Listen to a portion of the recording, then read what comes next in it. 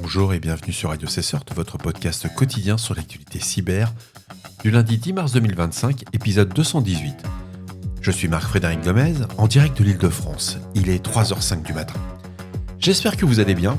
Au programme aujourd'hui, saisie du site de la plateforme crypto-russe Garantex par le Secret Service américain. À qui profite une cyberattaque et est-ce réellement important ? Une réflexion sur la difficulté d'attribuer des attaques et l'impact des menaces persistantes par Cisco Talos. Les web shells, toujours activement recherchés par les attaquants, une alerte du Sense Internet Storm Center rappelle que les cybercriminels scannent en permanence les serveurs web pour détecter des configurations vulnérables. Phishing massif via de faux SMS d'amende de stationnement aux États-Unis. Plusieurs villes américaines mettent en garde contre une campagne de phishing exploitant de faux messages d'amende et de stationnement. Intensification des attaques contre les serveurs de messagerie gouvernementaux. Bien entendu, vous retrouverez toutes les sources qui m'ont permis de réaliser cette revue d'actualité dans la description de cet épisode. N'oubliez pas de vous inscrire à la newsletter hebdomadaire de Radio Cessort pour ne rien manquer. Les autorités américaines et leurs partenaires internationaux ont saisi les sites web de l'échange de crypto-monnaies russe Garantex, donc c'était connu sous garantex.org, .io et .academy. Cette action judiciaire intervient près de 3 ans après sa mise sous sanction par le département du Trésor américain en avril 2022. En raison de son rôle dans le blanchiment d'argent, issu des marchés du Darknet et de groupes de ransomware notamment Hydra, Conti et Ryuk. Le département de la justice américaine, le DOJ, accuse la plateforme d'avoir facilité le blanchiment d'argent pour des organisations criminelles transnationales, le financement d'activités illégales telles que le hacking, le ransomware, le terrorisme et le trafic de drogue, des transactions avec des entités américaines en violation des sanctions de 2022. 2 individus sont mis en cause, Alexei Byukokov, responsable technique principal de Garantex, et Alexandre Mira Serda, cofondateur et directeur commercial.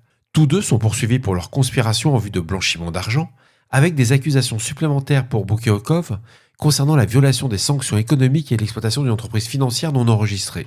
Alors quelques chiffres, Garantex a traité au moins 96 milliards de dollars en transactions crypto, plus de 26 millions de dollars ont été saisis par les autorités américaines, 60 milliards de dollars de transactions ont été effectuées après des sanctions de 2022, en grande majorité en dollars US sur la blockchain Tron.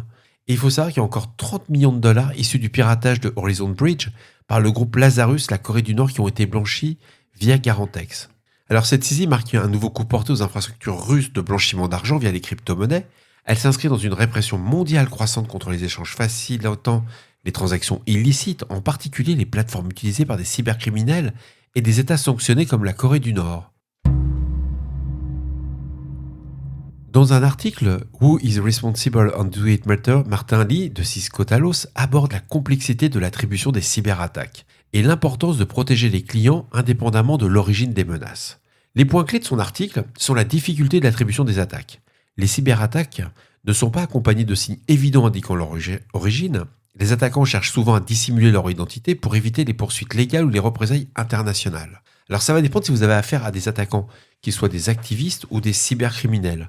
Les activistes, généralement, ils veulent vraiment que vous sachiez que ce sont eux qui vous ont poncé. Indices involontaires laissés par des attaquants, malgré leurs efforts pour masquer leur identité, les attaquants laissent souvent des indices à travers leur méthode d'outils et choix de cible. Ces éléments peuvent constituer une empreinte caractéristique permettant de les identifier. Nécessité d'une analyse approfondie, attribuer une attaque à un acteur spécifique nécessite une recherche détaillée et parfois du temps pour que les informations supplémentaires soient disponibles. Et puis à l'approche de Cisco Talos, qui indépendamment de l'origine ou de l'affiliation des attaquants, Cisco Talos s'engage à protéger ses clients contre toutes les menaces potentielles. On était à la limite du publi-reportage, mais le reste de l'article est intéressant. Alors bien que l'identification précisée des auteurs d'une cyberattaque soit complexe et incertaine, il est essentiel de se concentrer sur la protection proactive contre toutes les menaces, quelle que soit leur provenance. C'est la conclusion de l'article.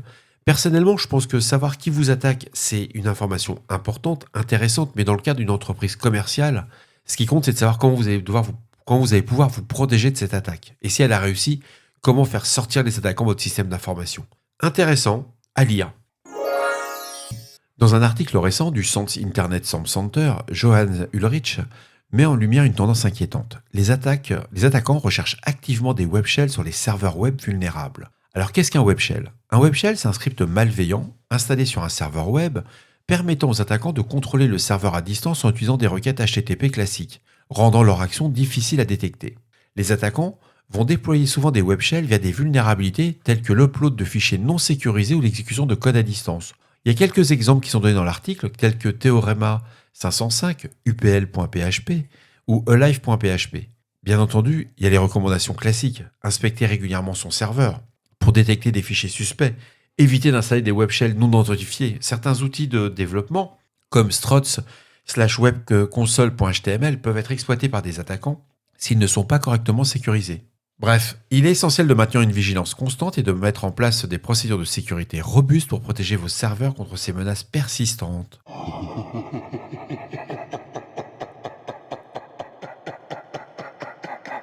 Plusieurs villes américaines alertent sur une vague de SMS frauduleux prétendant notifier des amendes de stationnement impayées. Ces messages incitent les destinataires à cliquer sur un lien malveillant pour effectuer un paiement exposant ainsi leurs données personnelles et financières. Il faut savoir que les villes de Milwaukee, Houston et Salt Lake City ont signalé des cas où les fraudeurs utilisaient des logos officiels pour crédibiliser leurs messages. Les autorités rappellent que les services municipaux ne communiquent pas par SMS pour les amendes et recommandent aux citoyens de ne pas cliquer sur des liens non sollicités et de ne pas fournir d'informations personnelles et de signaler ces tentatives de fraude aux forces de l'ordre, d'après Blipping Computer. Ils découvrent le phishing par SMS aux États-Unis. Intéressant. Les serveurs de messagerie des gouvernements sont devenus une cible privilégiée pour les groupes de cyberespionnage. Récemment, l'agence belge de renseignement, le VSSE, a été victime d'une intrusion qui a exposé une partie de ses communications. Cet incident illustre bien une tendance inquiétante. Les attaques contre des infrastructures de messagerie se multiplient et leur sophistication ne cesse d'augmenter. Aujourd'hui, nous allons voir comment cette attaque a été menée, qui est derrière et pourquoi ces serveurs restent une cible stratégique pour les attaquants. En février 2025, la justice belge a confirmé qu'une enquête est en cours concernant une attaque ciblant des serveurs de messagerie du VSSE, le service de renseignement du pays. L'attaque aurait permis aux pirates d'accéder à environ 10% des emails entrants et sortant entre 2021 et mai 2023. Vous avez vu le temps de persistance des attaquants ? Ils vont rester pratiquement pendant 2 ans. Heureusement, les informations classifiées n'ont pas été compromises car elles étaient stockées sur un autre système. Mais les pirates ont pu obtenir des données personnelles sur près de la moitié du personnel de l'agence. Avec 10% seulement des emails qui vont toucher, ils ont quand même les informations sur la moitié du personnel. Je trouve ça extrêmement fort. Et d'après les investigations menées par la société Mendiant, l'attaque a exploité une vulnérabilité critique référencée sous la CVE 2023-2868. Alors cette faille affectait l'appliance Email Security Gateway de Barracuda Networks. En envoyant des emails piégés, les attaquants ont réussi à exécuter des commandes à distance sur les serveurs du VSSE et à exfiltrer des informations. L'attribution de cette attaque ne laisse guère de place au doute. Selon les experts, elle serait l'œuvre d'un groupe identifié sous le nom de UNC 4841, affilié au gouvernement chinois. C'est un mode opératoire qui rappelle d'autres attaques par cyberespionnage, visant des agences gouvernementales et des infrastructures sensibles. Alors face à ces compromissions, le VSSE a cessé d'utiliser les solutions Barracuda en 2023 et un correctif a été publié pour limiter la récurrence de ce type d'exploitation. Les services de messagerie jouent un rôle central dans les communications des organisations, ce qui en font une cible de choix pour les attaquants.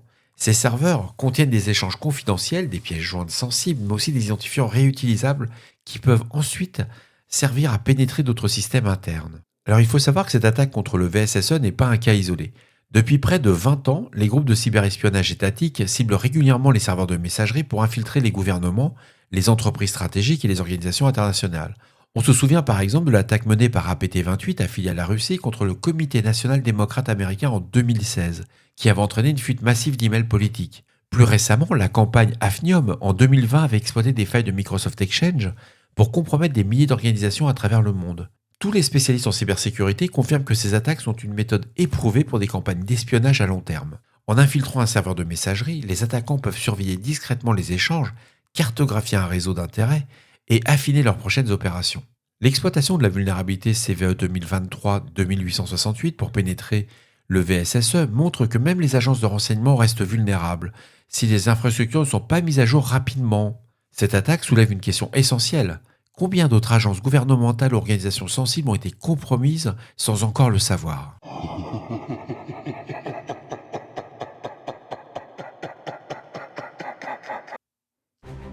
Et voilà, cet épisode de Radio Cesseur du lundi 10 mars 2025 touche à sa fin.